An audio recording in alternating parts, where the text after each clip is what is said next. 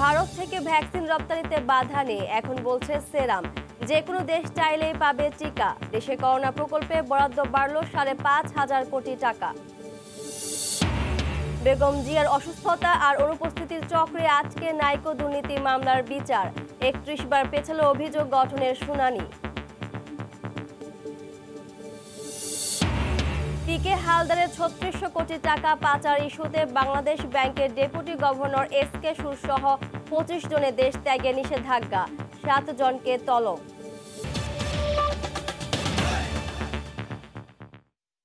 দেখছিলেন শিরোনাম। প্রবাসের সময়ের সঙ্গে আছি আমি মাহমুদা মনি। ভারত থেকে কোনো দেশে টিকা রপ্তানিতে বাধা নেই বলে জানিয়েছে সেরাম ইনস্টিটিউটের প্রধান নির্বাহী আদর পুনাওয়ালা। আগের বক্তব্য থেকে সরে এসে মঙ্গলবার এক টুইটে নিজের অবস্থান পরিষ্কার করেন তিনি। একইভাবে ভারতের স্বাস্থ্য মন্ত্রণালয় জানিয়েছে বিদেশে টিকা রপ্তানিতে কোনো নিষেধাজ্ঞা নেই। এদিকে দেশটির পররাষ্ট্র সচিব হর্ষবর্ধন শ্রীংলা বলেছেন, যত দ্রুত সম্ভব বাংলাদেশে টিকা সরবরাহে অঙ্গীকারবদ্ধ দিল্লি। কলকাতা থেকে সুব্রত আচার্যের রিপোর্টে। অবশেষে ভারতের সেরাম ইনস্টিটিউটের টিকা রপ্তানির বিষয়ে ধোঁয়াশার অবসান হলো। রোববার সেরাম ইনস্টিটিউটের প্রধান নির্বাহী আদর পুনওয়ালা জানিয়েছিলেন, আগে দেশের চাহিদা পূরণ করে অন্তত ২ মাস পর ভারত করোনার টিকা রপ্তানি করবে। এরপর মঙ্গলবারই সুর পাল্টে বললেন, টিকা রপ্তানিতে কোনো বাধা নেই। তার বক্তব্যে ভুল বোঝাবুঝি সৃষ্টি হয়েছে জানিয়ে মঙ্গলবার টুইট করেন তিনি। পুনাওয়ালা বলেন, বিশ্বের যে কোনো দেশে ভ্যাকসিন রপ্তানি করবে ভারত, এতে সংশয়ের কোনো অবকাশ নেই। দিল্লির এক সর্বভারতীয় চ্যানেলে তারই এক ইন্টারভিউর একটি মন্তব্য ঘিরে বিতর্ক তৈরি হয়েছিল। দুদিন পর নিজেই টুইট করে সেই বিতর্কের আগুনে জল ঢাললেন। তারই বক্তব্যের সুরে সুর মেলালো ভারতের স্বাস্থ্য মন্ত্রণালয়। দেশটির স্বাস্থ্য সচিব বলেন, এই টিকা শুধু ভারতের নয়, যে কোনো দেশ চাইলে নিতে পারবে। कोविन हमने बनाया भारत में है, लेकिन ये विश्व के लिए है, तो जो देश भी इसको इस्तेमाल करना चाहेंगे भारत सरकार भी उनकी मदद करेगी। এদিকে বাংলাদেশেও যত দ্রুত সম্ভব টিকা সরবরাহে অঙ্গীকারবদ্ধ ভারত সরকার বলে জানিয়েছেন ভারতের পররাষ্ট্র সচিব হর্ষবর্ধন শ্রীংলা। আর আগামী ১০ দিনের মধ্যে ভারতের সব জায়গায় টিকাদান কর্মসূচি শুরু হবে বলে জানিয়েছে দেশটির স্বাস্থ্য মন্ত্রণালয়। সুব্রত আচার্য, সময় সংবাদ, পশ্চিমবঙ্গ, ভারত। টিকা কেনার জন্য বাড়ল কোভিড-১৯ মোকাবেলা প্রকল্পের বরাদ্দ। ৫,৬৫৯ কোটি টাকা বাড়িয়ে একনেকে প্রকল্পটি সংশোধন করে জরুরি ভিত্তিতে এই অর্থায়ন অনুমোদন দেওয়া হয়। প্রতি ডোজ $২ দরে ভারতের সিরাম ইনস্টিটিউট থেকে ৩ কোটি ডোজ ভ্যাকসিন কিনছে সরকার। শুধু টিকা কেনায় ব্যয় হবে ৪,২৪২ কোটি টাকা। সকালে প্রধানমন্ত্রীর সভাপতিত্বে অনুষ্ঠিত একনেক সভায় জরুরি ভিত্তিতে অনুমোদন দেওয়া হয় প্রকল্পটির। সভা শেষে অনুষ্ঠিত ব্রিফিংয়ে পরিকল্পনা মন্ত্রীর হুঁশিয়ারি, ভ্যাকসিন ক্রয় ও বিতরণে কোনো অনিয়ম সহ্য করা হবে না। করোনায় বিপর্যস্ত বিশ্বের মতো বাংলাদেশেও সবচেয়ে আলোচিত প্রশ্ন, কবে পাওয়া যাবে ভ্যাকসিন। এবার কিছুটা স্বস্তির বার্তা এলো মঙ্গলবারের একনেক সভা থেকে। প্রধানমন্ত্রী শেখ হাসিনার সভাপতিত্বে রাজধানীর এনইসি সম্মেলন কক্ষে অনুষ্ঠিত সভায় পুরানো প্রকল্পের ব্যয় বাড়িয়ে অনুমোদন দেয়া হয় ৫,৫০০ কোটি টাকার করোনা মোকাবিলা প্রকল্পটি। মন্ত্রণালয় জানায়, ভারতের সেরাম ইনস্টিটিউট থেকে $২ দরে কেনা হবে ৩ কোটি ডোজ ভ্যাকসিন। আমাদের লক্ষ্য হলো ১৩,৭৬,০০,০০০ লোকের টিকার আওতায় আনা। ১৮ বছরের নিচে যাদের বয়স তাদেরকে এই টিকার আওতায় বিশেষ কারণ ছাড়া আনা হবে না। প্রতিটা ভ্যাকসিনের দাম $২ করে ধরা হয়েছে। কোভ্যাক্স বা অন্য কোনো প্রতিষ্ঠানের সাথে আমরা আলোচনা করে $৬ থেকে $10 ধরা হয়েছে প্রতি ডোজ ভ্যাকসিনের দাম। একদিকে বিশাল বরাদ্দ, অন্যদিকে জনস্বাস্থ্য সুরক্ষা, এই দুই কারণে প্রকল্পটি বাস্তবায়নে সতর্ক সরকার। এটা নিয়ে নানা ধরনের প্রশ্ন প্রেসে বিভিন্ন জায়গায় এসছে। তো আমাদের সরকার যে চুক্তি করেছে যে সরকারের সঙ্গে, আমরা বিশ্বাস করি আমরা চুক্তিগুলো পুঙ্খানুপুঙ্খভাবে মানা হবে, যাতে দাম নিয়ে নয়ছয় না হয়। এই জন্য সার্বক্ষণিক নজরদারি মাননীয় প্রধানমন্ত্রী থেকে শুরু করে আমরা সবাই করব, কারণ এটা জীবন মরণের প্রশ্ন। মন্ত্রণালয় বলছে, অগ্রাধিকার ভিত্তিতে ভ্যাকসিন পাবেন বিদেশগামী শ্রমিক, সামরিক সদস্য, চিকিৎসক ও সরকারি কর্মকর্তারা। বিদেশ থেকে ঋণ হিসাবে নিব। জুবায়ের ফয়সাল, সময় সংবাদ, ঢাকা। করোনা ভ্যাকসিন দেশে আসার পরও প্রয়োগের সার্বিক প্রস্তুতিতে পেরিয়ে যাবে আরও 2 মাস। প্রাথমিক পর্যায়ে মাত্র 3% মানুষকে টিকা দেওয়া সম্ভব হবে। এমন সব সুপারিশ সহ দেশে ভ্যাকসিন প্রয়োগের নীতিমালা চূড়ান্ত করেছে স্বাস্থ্য অধিদপ্তর। তবে ভ্যাকসিন দেশে আসার পর প্রয়োগে 2 মাস সময় লাগাকে অস্বাভাবিক মনে করছেন জনস্বাস্থ্য বিশেষজ্ঞরা। করোনা প্রাদুর্ভাব শুরুর পর থেকেই কার্যকর ভ্যাকসিনের অপেক্ষায় পুরো বিশ্ব। কয়েকটি দেশ এর মধ্যেই টিকার সফল প্রয়োগ শুরু করেছে। অক্সফোর্ডের টিকা পেতে ভারতের সেরাম ইনস্টিটিউটের সাথে চুক্তি হলেও বাংলাদেশও অপেক্ষায়। এর মধ্যেই মঙ্গলবার সকালে টিকা প্রয়োগ নীতিমালার চূড়ান্ত অনুমোদন দিল স্বাস্থ্য অধিদপ্তর। 137 পৃষ্ঠার এই নীতিমালায় ভ্যাকসিন প্রয়োগ তদারকি করতে আলাদা টাস্কফোর্স গঠনের প্রস্তাব করা হয়েছে। এছাড়া বলা হয়, ভ্যাকসিন আসার পরও লোকবল নিয়োগ, কারিগরি সহায়তা, কাগজপত্রের প্রস্তুতি সহ বিভিন্ন কাজে পেরিয়ে যাবে আরও 8 সপ্তাহ। যখন আমাদের কাছে ভ্যাকসিন আসবে তখনই আমরা ভ্যাকসিন প্রদান যাতে করতে পারি সেই ধরনের প্রিপারেশন আমাদের আছে। আমরা তার আগে থেকেই কিন্তু সব ব্যবস্থা করে রাখছি। ভ্যাকসিন কিন্তু এখনও আমাদের দেশে আসেনি, কিন্তু আমাদের প্রস্তুতি কিন্তু আমরা চূড়ান্তভাবে নিচ্ছি। প্রথম ধাপে 3% বেশি মানুষকে টিকা দেয়া সম্ভব হবে না, তবে ধীরে ধীরে বাড়ানো হবে এই সংখ্যা। এই পরিকল্পনাটা আমরা অনুমোদনের জন্য পাঠিয়ে দিয়েছি, মন্ত্রণালয়ে পাঠিয়ে দিয়েছি। মন্ত্রণালয় এটা অনুমোদন দিলে আমি বলতে পারবো যে হ্যাঁ আমরা ফাইনাল করতে পেরেছি। আমাদেরকে এমনভাবে প্রস্তুত হয়ে থাকা উচিত, যেটা বিশ্বের অন্যান্য দেশে হয়েছে, যে যেদিন ভ্যাকসিন পেয়েছি তার পরের দিন যেন আমরা ভ্যাকসিন প্রয়োগ করতে পারি। এই নীতিমালার বড় একটি অংশ জুড়ে গুরুত্ব দেওয়া হয়েছে টিকা নিরাপত্তা ও সংরক্ষণের বিষয়টি। ইহসান জুয়েল, সময় সংবাদ, ঢাকা। ইউরোপ জুড়ে করোনা সংক্রমণের হার কমছে না। প্রতিদিনই হাজার হাজার মানুষ আক্রান্ত হচ্ছেন ভাইরাসটিতে। পাশাপাশি চলছে টিকাদান কার্যক্রম। ইউরোপের করোনার সবশেষ খবর জানাতে এই মুহূর্তে পর্তুগালের লিসবনে আছেন সহকর্মী তারিকুল হাসান আশিক। সরাসরি চলে যাচ্ছি তার কাছে। আশিক। হ্যাঁ মনি, নববর্ষ এবং বড়দিনের লম্বা ছুটির পর ইউরোপের করোনা পরিস্থিতির যে অবস্থা বর্তমানে, সেটি শুধু উদ্বেগজনক নয়, যথেষ্ট উদ্বেগজনক।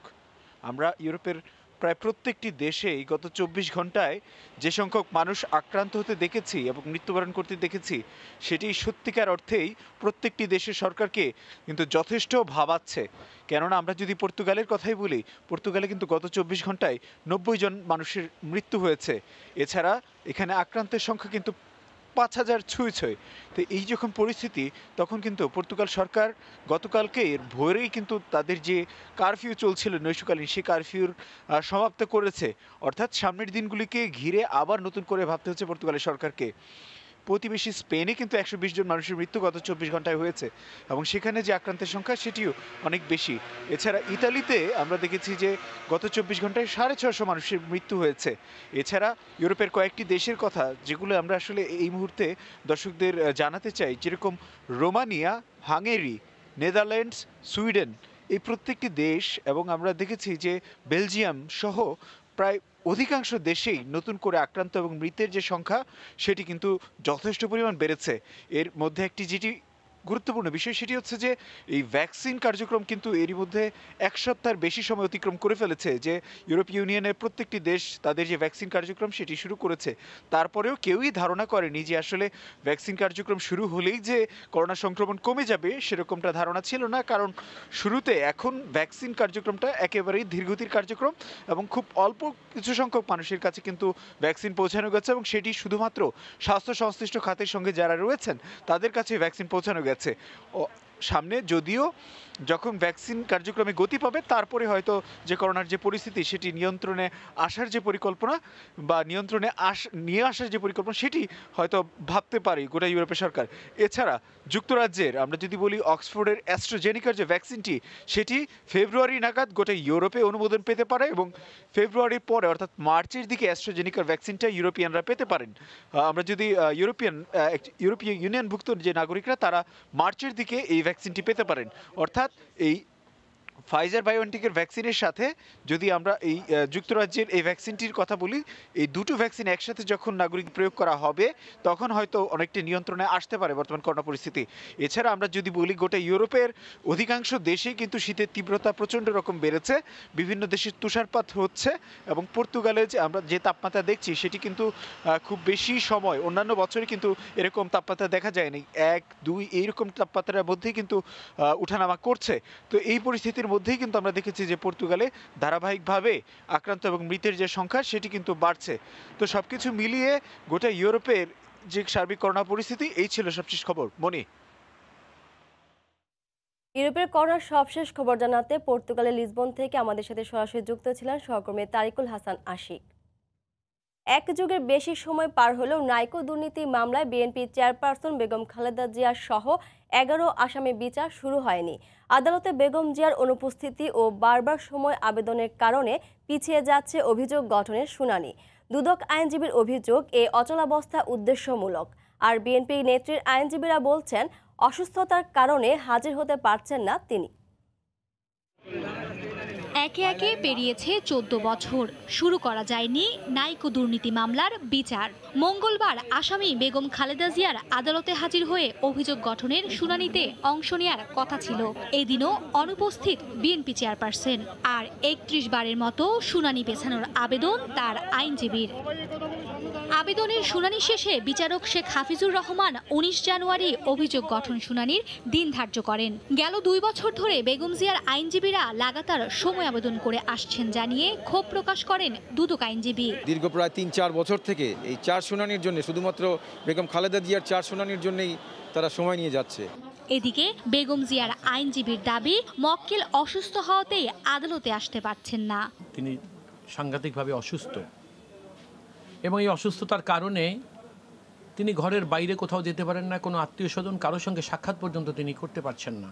এই অসুস্থ জীবন যাপন করছেন একজন মানুষ, সেই মানুষ তো আদালতে গিয়ে মামলা মোকাবেলা করা কোনো কারণেই সম্ভব না। কানাডিয়ান প্রতিষ্ঠান নাইকোর সঙ্গে অস্বচ্ছ চুক্তির মাধ্যমে রাষ্ট্রের প্রায় 13,777 কোটি টাকা আর্থিক ক্ষতি ও দুর্নীতির অভিযোগে 2007 সালের 9 ডিসেম্বর তেজগাঁও থানায় মামলা দায়ের করে দুর্নীতি দমন কমিশন। মার্জিয়া মুমু, সময় সংবাদ, ঢাকা।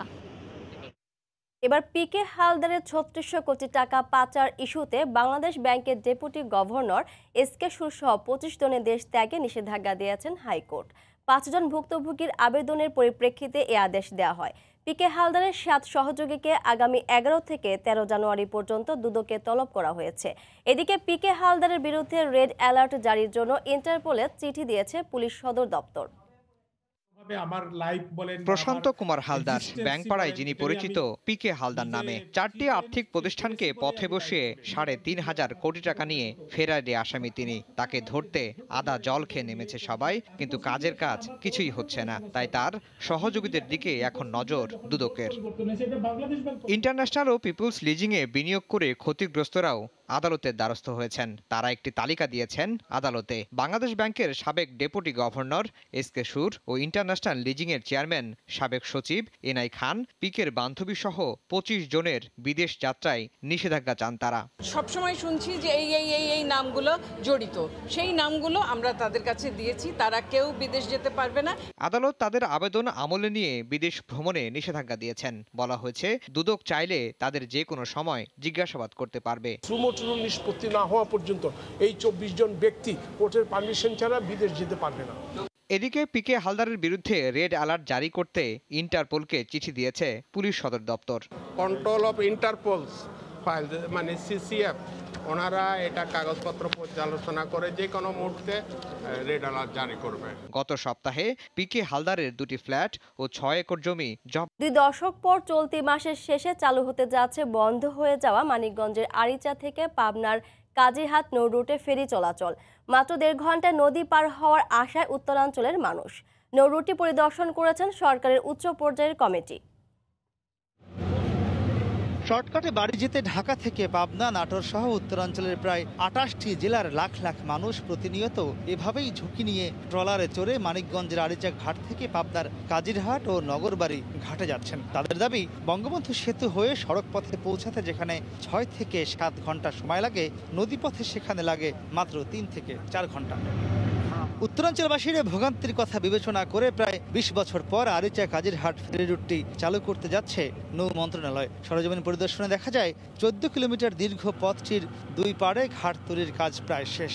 সরকারের এমন উদ্যোগে আশায় বুক বেঁধেছেন যাত্রীরাও। পাবনা থেকে বঙ্গবন্ধু সেতু ঘুরে যেতে কমপক্ষে ৭ ঘন্টা সময় লাগে, ফেরি হলে কমপক্ষে ৪ ঘন্টা লাগবে, ওদিকে ৩ ঘন্টার মধ্যে বেঁচে যাবে। ফেরিঘাট যদি চালু হয় তাহলে অবশ্যই ভালো, সময় লাগবে কম। বিএডব্লিউটিএ জানায় ফেরিতে এ পথ পাড়ি দেওয়া যাবে ১ থেকে ১.৫ ঘন্টায়। চলতি মাসের ২০ তারিখে এই রুটটি চালুর আশা সংস্থাটির। আরিচা থেকে কাজিরহাট হলো ১৪ কিলোমিটার দূরত্ব হবে এবং আমরা আশা করি যে এখানে ১০ ফুট পরিমাণ পানি আমরা রাখতে পারবো। একটা ফেরি চলতে, ছোট আকারের ফেরি চলতে ৬ ফুট পানি হলেই হয় এবং এটা আমরা এই মাসের শেষের মধ্যেই, মানে জানুয়ারির ২০ থেকে ২৫ তারিখের মধ্যে আশা করি ইনশাল্লাহ আমরা ফেরিঘাটটা উদ্বোধন করতে পারবো। তবে যমুনা নদীতে ২০ থেকে ২৫টি চর ও প্রচণ্ড নাব্য সংকট মোকাবিলা করে রুটটি সচল রাখা সবচেয়ে বড় চ্যালেঞ্জ বলে মনে করেন সংশ্লিষ্টরা।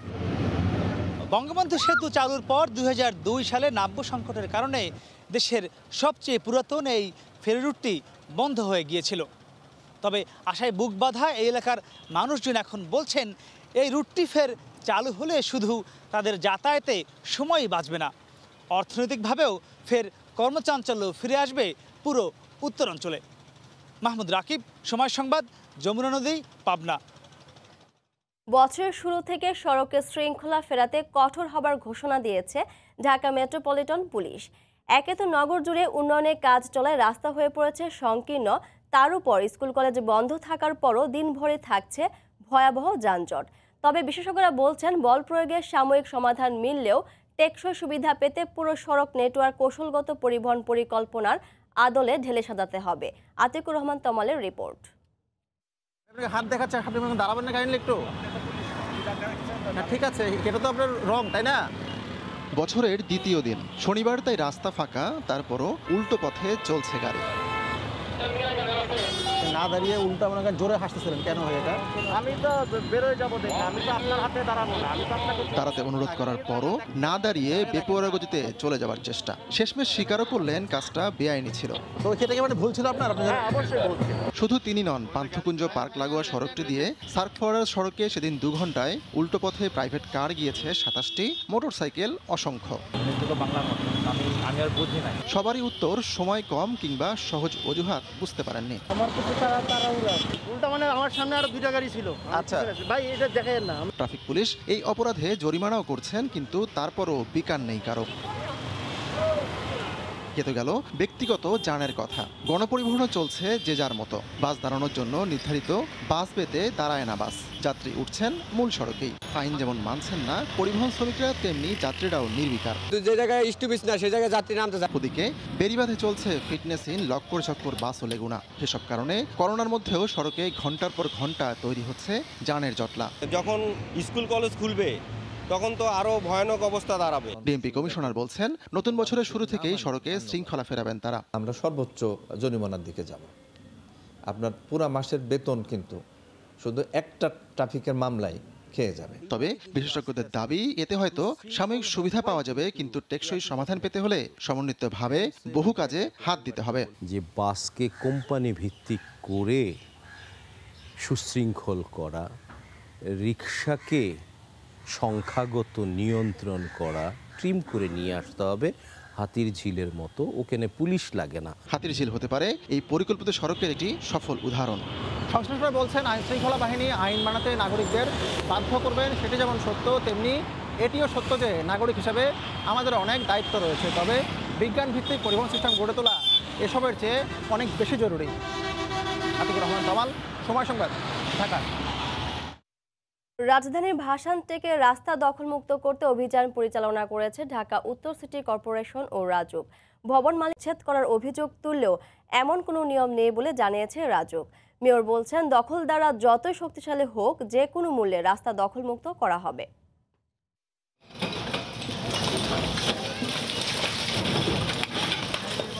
মঙ্গলবার সকাল 11টায় রাজধানীর ভাসানটেক বাজার থেকে পকেট গেট পর্যন্ত আধা কিলোমিটার রাস্তা দখলমুক্ত করার প্রক্রিয়া শুরু করে ঢাকা উত্তর সিটি কর্পোরেশন ও রাজধানী উন্নয়ন কর্তৃপক্ষ। সিটি কর্পোরেশনের দাবি, নকশায় রাস্তা 20 ফুট চওড়া হলেও 4 থেকে 5 ফুট পর্যন্ত দখলে চলে গেছে। পরে রাজউক রাস্তার উপর নির্মিত অনুমোদনহীন ভবনের অংশ ভেঙে ফেলে। ভবন মালিকদের অভিযোগ, কোনো ধরনের নোটিশ বা সময় না দিয়েই স্থাপনা উচ্ছেদ করা হচ্ছে। আমাদের তো বলে না, বলছে মঙ্গলবার আসবে, সব জানাবে, সবার বাড়ি আলাদা জানাবে। আগে কোনো ওয়ার্নিং দেওয়া হয় না যে আপনাদের এক সপ্তাহ সময় নেন বা আপনার রাস্তায় বাড়িঘর দোকান পাচ্ছেন, কোনো সময় দেওয়া হয়নি। তবে রাজউক বলছে, মোবাইল কোর্ট পরিচালনার আগে কোনো নোটিশ দেয়া হয় না। মোবাইল কোর্টে সাধারণত নোটিশ করা হয় না, এটা নিয়ম মোতাবেক তাৎক্ষণিক করা হয়।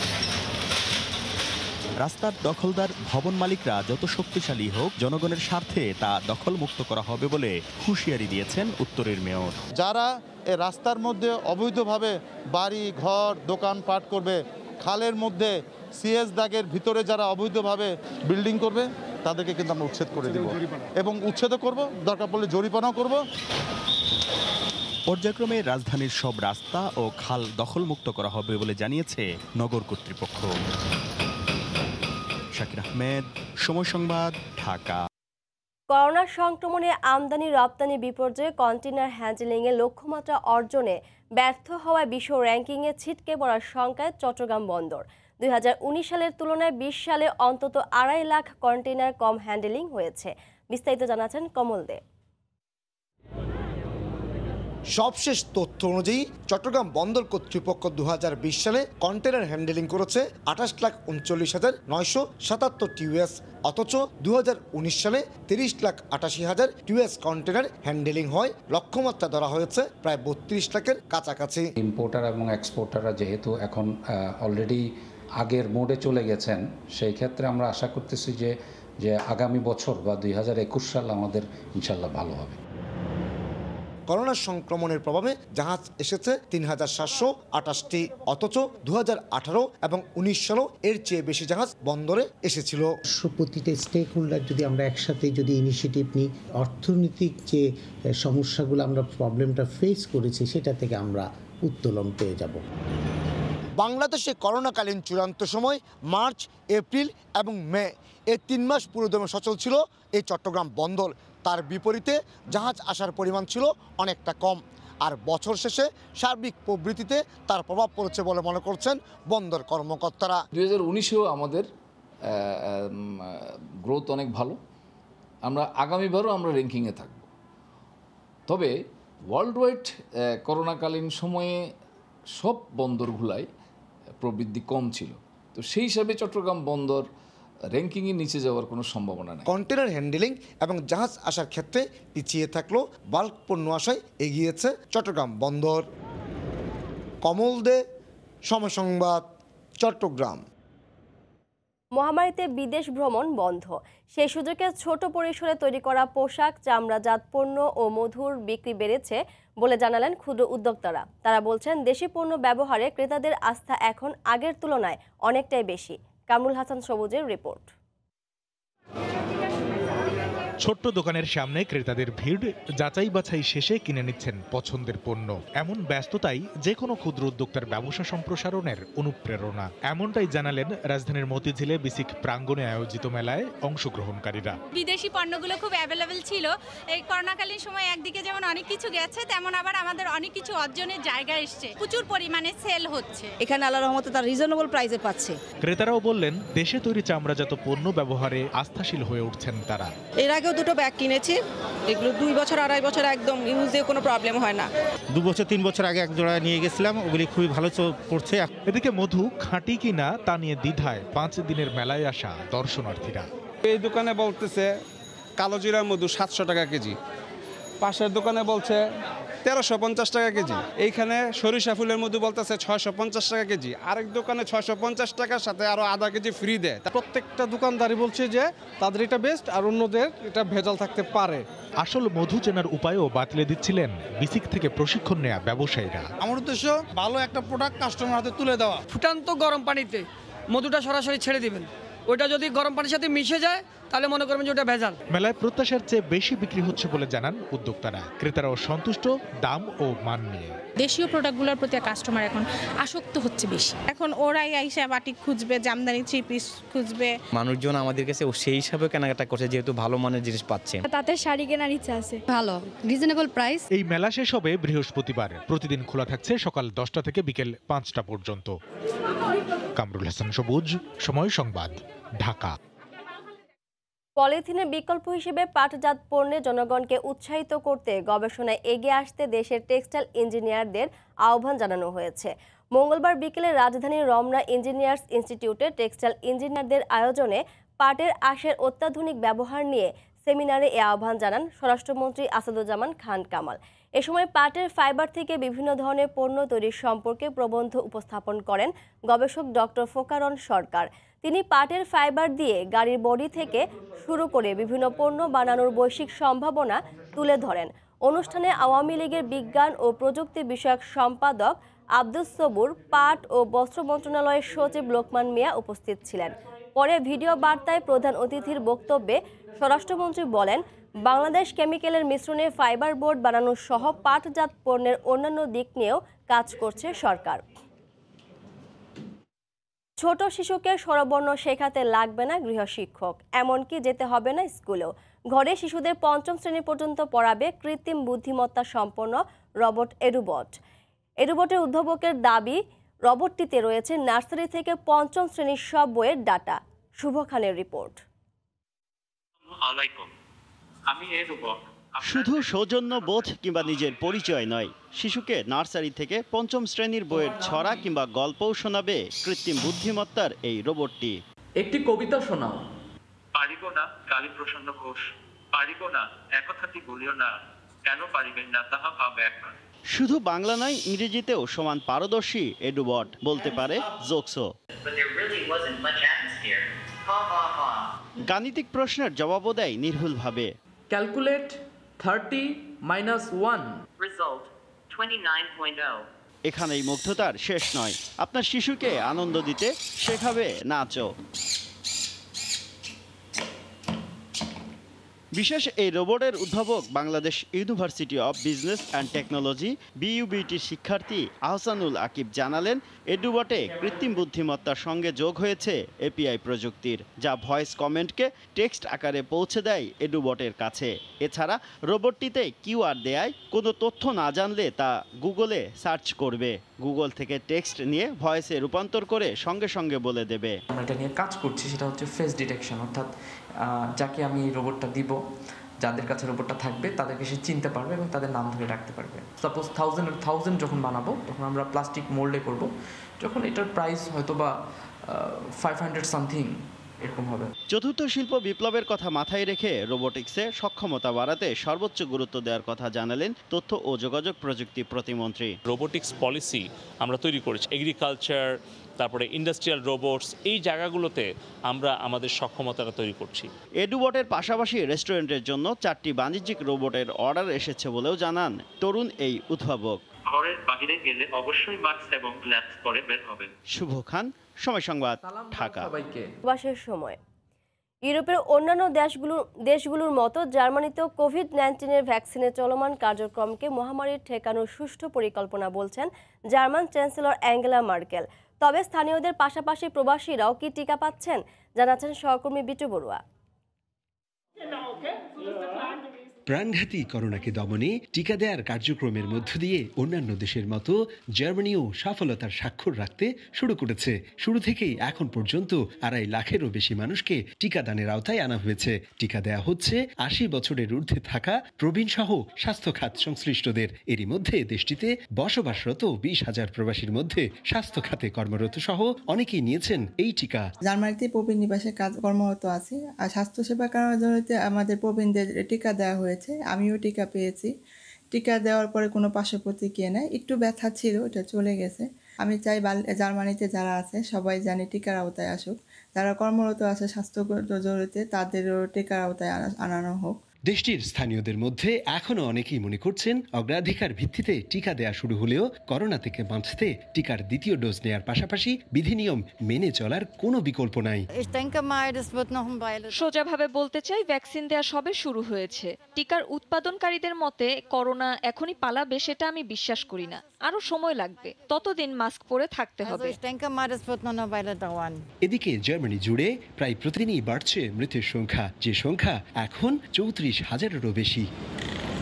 এই মুহূর্তে বিশ্বে বেশ কটি টিকার অনুমোদন এবং তার প্রয়োগ শুরু হলেও তার পার্শ্ব প্রতিক্রিয়া কি হচ্ছে সেটি জানতে অপেক্ষার পাশাপাশি যারা টিকা নিয়েছেন তাদেরকে পর্যবেক্ষণে রাখার পরামর্শ সমালোচকদের। তবুও এই মুহূর্তে যে করোনাকে বশ মানানো গেছে এই বা কম কিসে বলছেন বিশেষজ্ঞরা। জার্মানির বার্লিন থেকে বিটু বড়ুয়া, সময় সংবাদ। অবশেষে কাতারের উপর আরোপিত দীর্ঘ 3.5 বছরের সৌদি জোটের অবরোধ প্রত্যাহারের ঘোষণা দিল সৌদি আরব। কাতারের স্থানীয় গণমাধ্যমের এমন খবরে আনন্দিত প্রবাসী বাংলাদেশিরা। কাতার প্রতিনিধি আনোয়ার হোসেন মামুনের তথ্য ও ছবি নিয়ে রিপোর্ট। অবশেষে অবসান ঘটল কাতারের ওপর সৌদি জোটের আরোপ করা দীর্ঘ 3.5 বছরের অবরোধের। সন্ত্রাসবাদের সমর্থন ও ইরানের সঙ্গে ঘনিষ্ঠতার অভিযোগে 2017 সালের জুনে কাতারের উপর বিভিন্ন অর্থনৈতিক ও কূটনৈতিক নিষেধাজ্ঞা আরোপ করে সৌদি আরব, সংযুক্ত আরব আমিরাত, বাহরাইন ও মিশর। বন্ধ করে দেয়া হয় সব ধরনের সীমান্ত, যদিও বরাবরই সব অভিযোগ অস্বীকার করে আসছে কাতার। কুয়েতের আমির শেখ নওয়াফের প্রস্তাবে সম্মত হয়ে সৌদি আরব ও কাতার এই সিদ্ধান্ত নিয়েছে বলে জানান কুয়েতের পররাষ্ট্রমন্ত্রী আহমেদ নাসার আল সাবাহ। অবরোধ প্রত্যাহার হওয়ার খবরে স্বস্তি প্রকাশ করেছেন প্রবাসী বাংলাদেশিরা। অবরোধ উঠে যাওয়াতে ব্যবসা বাণিজ্য আবার পুনরায় চালু হবে।